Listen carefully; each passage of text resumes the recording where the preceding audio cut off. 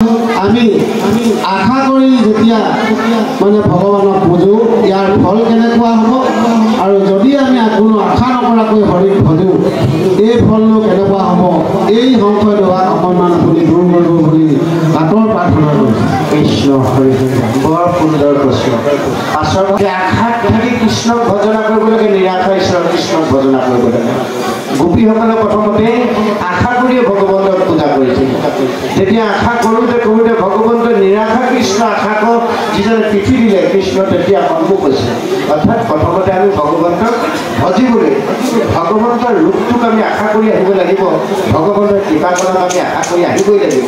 যেতিয়া আশাত থাকি ভজোতে ভজোতে ভজোতে ভজোতে ঈশ্বৰে যেতিয়া আমাৰ লগত খেলা আৰম্ভ কৰি দিব, ভগৱন্তে যেতিয়া ভকতৰ লগত খেলিব, ভগৱন্তে অভক্তৰ লগত কেতিয়াও নেখেলে, ভগৱন্তে ভকতৰ লগতহে খেলে। আৰু ভকতৰ লগত খেলোঁতে খেলোঁতে খেলোঁতে খেলোঁতে সেই ভগৱন্তই যেতিয়া ভকতক নিৰাশাবাদীলৈ ৰূপান্তৰ কৰিব তেতিয়াই ভগৱন্তৰ প্ৰাপ্তি সেইজন হ'ব। নিৰাশা ঈশ্বৰ কৃষ্ণ তাহাৰৰ সন্মুখত হ'লেও আশাক যিজনে পিঠি দিলে।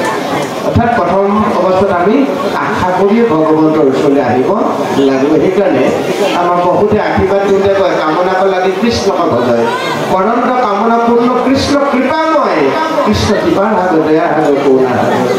কৃপাৰ সাগৰ ভগৱন্তই আমাক কৃপা কৰিবৰ কাৰণে আমি তেওঁ কৃপা পাবৰ কাৰণে প্ৰথমতে তেওঁৰ ওচৰলৈ কামনাযুক্ত ভাবি আহিব লাগিব। কামনাযুক্ত হৈ ভজোতে ভজোতে ভজোতে সেই নিৰাশা ঈশ্বৰ ভগৱন্তই আমাক শেষত কৰোণা কৰিব বুলিছে। ভগৱন্তে কৈছে যিটো কৰে মোৰ তাক মই কৰোঁ তাৰ কল্পনা, তথাপি দৰে মোৰ পাক মই তাৰ এটা কৰোঁ যা।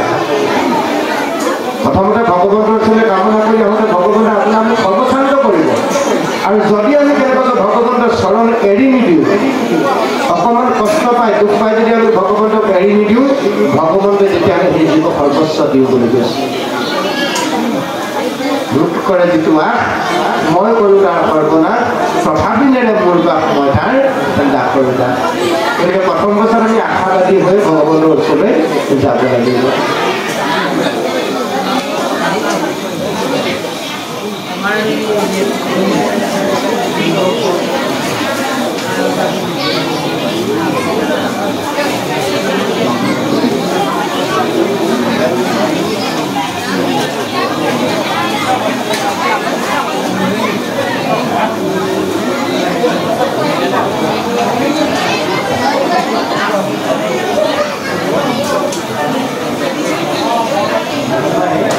আচলতে সেই ঈশ্বৰ সেৱা কাৰ্য যিটো কৰ্ম সেই কৰ্মটো আমি কৰিব লাগিব। ইয়াত থাকি যিটো পুণ্য আমি অৰ্জন কৰিম সেই সৎকৰ্মটো কৰিবলৈ গ'লে আমি তাতকৈ বেছি পুণ্য অৰ্জন কৰিম। ভগৱন্তে কৈছে সেই কৰ্মটো আমি কৰিব লাগিবই।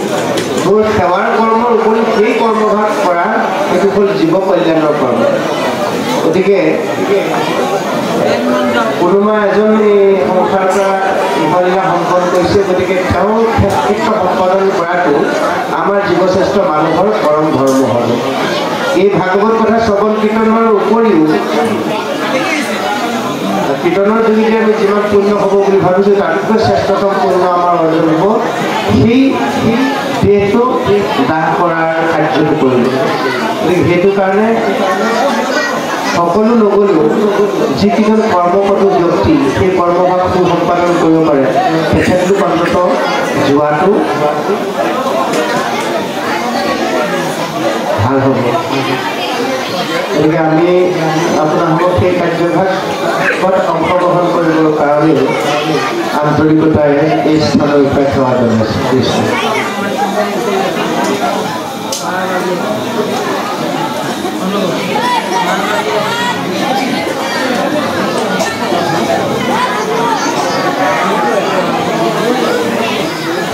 গতিকে সেই কাৰ্যভাগত আপোনালোকে পলম নকৰি যিসকলে পাৰে সেইসকলে সহযোগ কৰাটো ভাল। কৃষ্ণ পাঁচজনৰ দ্বিতীয় ভাগী প্ৰশ্নৰ উত্তৰ আমি তেনেদৰে দিছোঁ। ঈশ্বৰ কৃষ্ণ যেনেকৈ ভগৱন্তে আমাক কোনে কোনে মনুষ্য কৰি পঠিওৱা নাই, 84 লক্ষ যদি বাগৰে বাগৰেহে আমি মনুষ্য হৈছোঁ। মনুষ্যহে একমাত্ৰ ভগৱন্তক ভজিব পাৰে। গতিকে আমাৰ কাম হ'ল ভগৱন্তক ভজনা কৰা, তাৰ বাক্য মানে শুনিব বিচৰাকে। ভগৱন্তই গতি দিয়া মুকুতি দিয়া কামটো হ'ল ভগৱন্তৰ হাতত গতিকে ফলদাতা হ'ল বিভুৰ হাতত সেই ভগৱন্তৰ চৰণত শিৱপ্ৰভুৱে যেনেকৈ ভজনা কৰিছে আমি তদ্ভুত যদি ভজনা কৰিব পাৰোঁ কায় বাক্য মন ভগৱন্তৰ চৰণত যদি অধিক বিশ্বাসে সমৰ্পণ কৰি দিব পাৰোঁ আৰু নিশ্চয় যদি জীৱন সাধনালব্ধভাৱে আগবঢ়াব পাৰোঁ নিশ্চয় ভগৱন্তই আমাক কৃপা কৰিব প্ৰথম অৱস্থাত কিন্তু কামনা জড়িত হৈয়ে থাকিব তাৰপিছত খুব সুন্দৰভাৱে কৈছে যে নমাগুৰু সুখভোগ নালাগে মুকুতি তোমাৰ চৰণে মাত্ৰ থাকুক ভগৱতী শব্দবোৰৰ ওপৰত আমি বিশেষ গুৰুত্ব দিব লাগিব ইয়াত মাত্ৰ শব্দটোত গুৰুত্ব দিছে যে প্ৰভু তোমাৰ ৰাতুল চৰণত মোৰ যাতে অচলা ভক্তি হয় সেইকাৰণে তোমাৰ চৰণত আমি সমানে বকিছোঁ ভোগ অসহ্য বিভূতি মোক একোকে নালাগে কাৰণ যদি নালাগে বুলি ক'লে দিয়া লাগে বুলি ক'লে নিদিয়া হয়নে ভগৱন্তক যিটো কৰে মোৰ মই ক'লো তাৰ সৰ্বনা তাৰমানে আশা কৰি গ'লে ভগৱন্তক সৰ্বনাশ কৰে লাগে বুলি ক'লে নিদিয়ে তথাপিলে মোৰ বাট অৰ্থাৎ তথাপিতো সৰ্বচন্দ্ৰ পোৱাৰ পিছতো তেওঁ মোৰ চৰণ এৰি দিয়ে যিজনে তেওঁ মই দাসৰ উদ্ধাৰ কৰি দিলে ভগৱন্ত সেইজনৰ নাই সেইকাৰণে উদ্ধৱ মহামহন্তই কৈছে সেইখিনি কথা আৰু গীতাত অৰ্জুনক কৈছে যে সৰ্বধৰ্মান পৰিত্যাজ্য মামেকম শৰণং ব্ৰজ তুমি সকলো আশা ভৰসা ত্যাগ কৰি একান্তত মোৰ চৰণত সমৰ্পিত হোৱা মামেকম শৰণং ব্ৰজ অহংতম সৰ্ব পাপেভ্যো মই তোমাক সকলো পাপৰ পৰা মুক্ত কৰি মুখ্যই সৰ্বমাত্ৰ মই তোমাক মুক্তি দিম সৰ্বধৰ্ম এৰিয়ে শৰণ খাত অধিক বিশ্বাসে সখী লয়ো নকৰিবা ভয় হেৰা কৰো অংগীকাৰ সমস্ত পাপতে মই কৰিবো উদ্ধাৰ সেই প্ৰাণৰ সখী সৰ্বধৰ্ম এৰি এক শৰণ সাক্ষাৎ মনে ৰাখিব এক শৰণ হ'ব লাগিব আৰু সেই একশৰণটো কেনেকৈ হ'ব লাগিব বিশ্বাসটো হ'লেই নহ'ব তাত সুদৃঢ় বিশ্বাসটো হ'ব লাগিব অৰ্থাৎ বিশ্বাসৰ বিশ্বাস যিটো সুদৃঢ় বিশ্বাস বুলি কৈছে দৃঢ় বিশ্বাস বুলি কৈছে সেই সুদৃঢ় বিশ্বাসে যাৰাসকলে মোৰ চৰণত আশ্ৰয় ল'লে সেইসকলে কোনো ভয় সংশয় কৰিব লগা নাই জীৱনৰ কোনো ভয় সংশয় সেইজনে কৰিব লগা নাই সমস্ত ভয় সমস্ত সংশয় সমস্ত দুখ সমস্ত পাপৰ পৰা সেইজনক মই পৰিত্ৰাণ কৰিম সেইজন পুৰুষেই হওক মহিলাই হওক ডেকাই হওক জীয়ৰীয়ে হওক বৃদ্ধই হওক বৃদ্ধাই হওক সেইসকলক মই উদ্ধাৰ কৰিম খালি কায় বাক্য মনে সুদৃঢ় বিশ্বাসে একান্তভাৱে সত্যে সত্যে মোৰ চৰণত তেওঁ সমৰ্পিত হ'ব লাগিব শিৱপ্ৰভুৱে যেনেকৈ হৈছে যে মুখে লোক নামমূলক কৰ্ণে তব কথা মই যাতে মুখেৰে তোমাৰ নাম লৈ থাকিব পাৰোঁ কাণেৰে তোমাৰ কথা শুনি থাকিব পাৰোঁ আৰু হৃদয়ত পাদপদ্ম অৰ্থাৎ তোমাৰ ৰাতুল চৰণ যাতে মই হৃদয় কমলত ধাৰণ কৰি ল'ব পাৰোঁ সেইকাৰণে শিৱ হ'ল ভগৱন্ত প্ৰভুৰ প্ৰথম শাৰীৰ প্ৰথমজন বৈষ্ণৱ গতিকে আমিও শিৱপ্ৰভুৰ দৰে ভগৱন্তক পাবলৈ হ'লে ভগৱন্তৰ চৰণত তত্ত্বক আমি ভজনা কৰিব লাগিব তৃতীয়টো কৈছে কি প্ৰথমটো হ'ল কায় অৰ্পণ দ্বিতীয়টো বাক্য অৰ্পণ তৃতীয়টো শিৱপ্ৰভুৰ মনটো অৰ্পণ কৰিছে ভগৱন্তৰ চৰণত তৃতীয়তে মনটো অৰ্পণ কৰোঁতে কি বুলি কৈছে বৈষ্ণৱৰ সংগ নুপুচুক হৰে হেতে প্ৰসাদ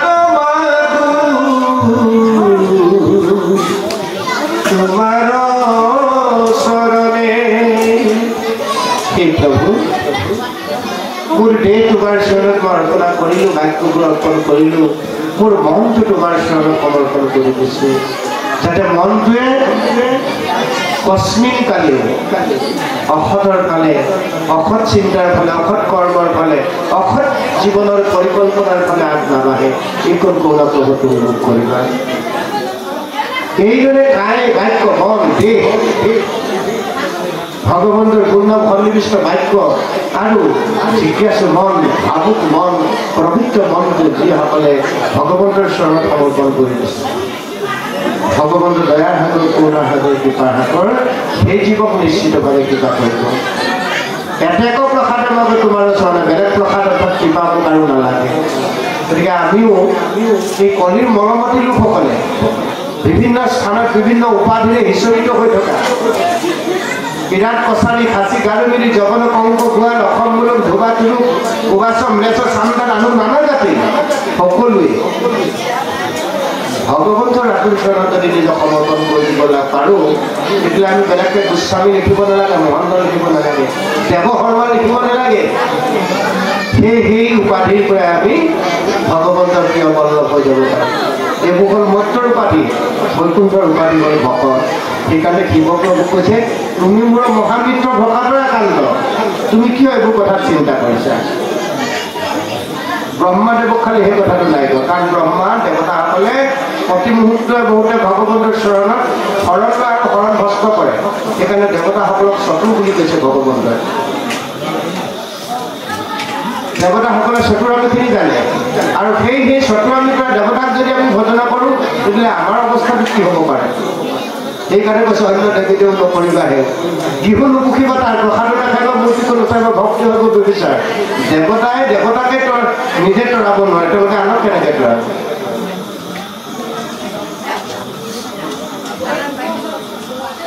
দেৱতাসকলে নিজে কৈছে যে আমাকে তৰাই লৈ যাব নোৱাৰোঁ, আমাৰ নেজত ধৰি কোনোবা পাৱাৰফুল বোলাসকল মূৰ্খ বুলি কৈছে।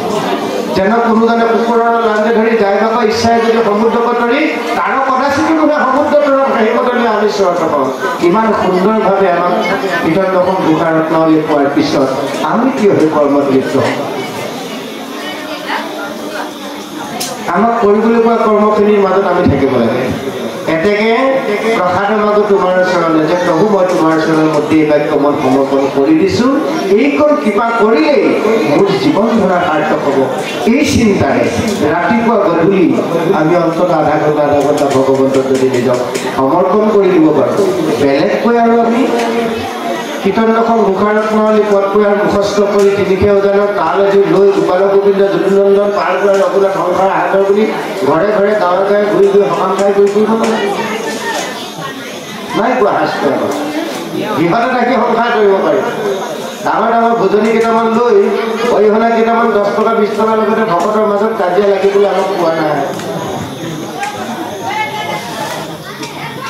মধুৰ আসনখন নাপালে সেইকাৰণে বেয়া পোৱা যিটো ব্যৱস্থা সেইটো ব্যৱস্থা আমাৰ শাস্ত্ৰত নাই। গতিকে এই কথাবোৰৰ পৰা আমি নিজক আঁতৰাই আনো। শাস্ত্ৰসন্মত প্ৰকৃত জ্ঞানেৰে উদ্বুদ্ধ হৈ নিজৰ লগতে আহিবলগীয়া প্ৰজন্মৰ জীৱনটো যদি আমি শৃংখলিত ৰূপত সজাবৰ কাৰণে অকণমান যত্ন কৰি দিওঁ, অন্ততঃ সেইসকলৰ যোগেদিও আমি সংসাৰ হাত তৰি যাব পাৰিম। এটি যদি পুণ্যৱান জীৱ আমি আমাৰ সংসাৰত মহৎ লোকৰ বাণীৰ যোগেদিয়ে হওক, আধ্যাত্মিক জ্ঞানৰ যোগেদিয়ে হওক, নিজৰ ঔলসজাত হিচাপে যদি হওক আমি যদি সৃষ্টি কৰি থৈ যাব পাৰোঁ, তেতিয়াহ'লে সেই পুত্ৰৰ যোগেদি 20 পুত্ৰৰ যোগেদি আমি আমাৰ পৰম গতি লাভ কৰিব পাৰিম। প্ৰহ্লাদ হৈছে প্ৰহ্লাদে কৈছে তই হেনো বৈষ্ণৱ পুত্ৰ ভৰি যা, ভগৱন্তে কৈছে 21 পুত্ৰ উদ্ধাৰ কৰিলে, তোৰ পিতৃৰ কাৰণে কিয় চিন্তা কৰিব লাগে?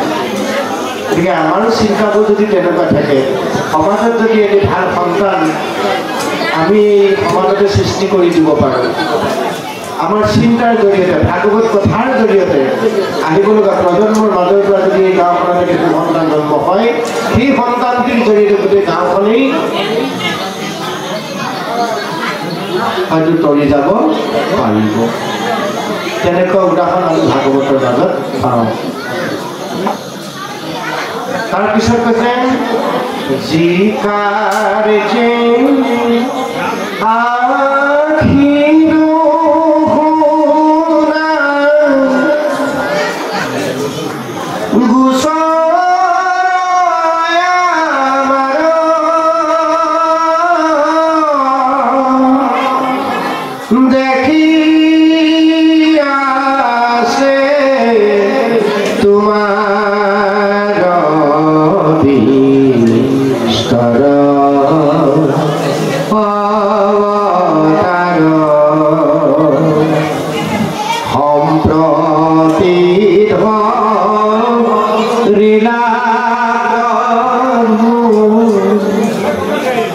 যেটো নাৰী ৰূপ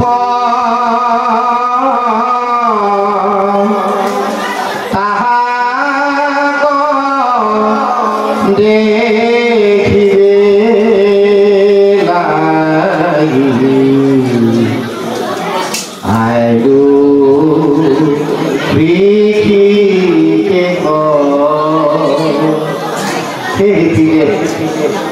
হৃদয় ৰতন পুণ্যাত্ম প্ৰভু তুমি মোৰ হৃদয়তে আছা তুমি যিটো মোহিনী নাৰী ৰূপ ধাৰণ কৰিলা সেই ৰূপটো চাবৰ নিমিত্তেহে তোমাৰ চৰণলৈ আমি দুয়ো ঢাপলি মেলিলোঁ এই বুলি শিৱ প্ৰভুৱে ভগৱন্তৰ চৰণত প্ৰাৰ্থনা কৰে শিৱৰ এই কাৰুণিক প্ৰাৰ্থনা ভগৱন্তই প্ৰথমতে কৈছিল তথাপি শিৱই আকৌ গুজ মাৰি যেতিয়া ভগৱন্তৰ এই মোহিনী ৰূপ চাবৰ কাৰণে ইচ্ছা কৰিলে